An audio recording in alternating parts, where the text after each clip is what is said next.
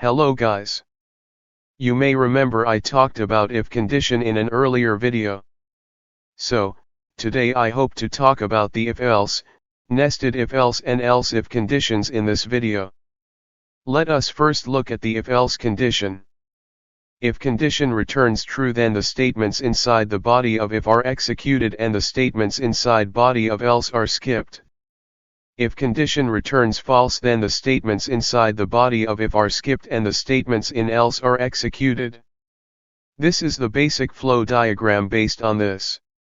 Okay, now let's look at a little example. In this program, user is asked to enter the height in centimeters, and based on the input, the if-else statement checks whether the entered age is greater than or equal to 150. If this condition meet, then display message you are eligible for this job. However, if the condition doesn't meet, then display a different message you are not eligible for this job. Let us now turn our attention to the nested if-else statement. When an if-else statement is present inside the body of another if or else, then this is called nested if-else. Let us now look at a simple example of nested if-else. Here two values are obtained for A and B, then first A and B are checked to see if they are equal. Only if they are unequal will they be included in the nested if-else section, or it is skipped and executed.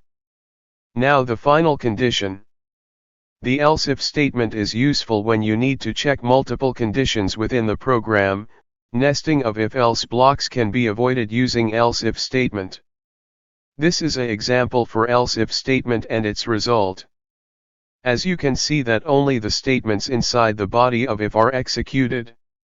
This is because in this statement, as soon as a condition is satisfied, the statements inside that block are executed and rest of the blocks are ignored. Okay, I think you have a better understanding of what we talked about. Thank you so much for staying with this video. See you soon in the next video.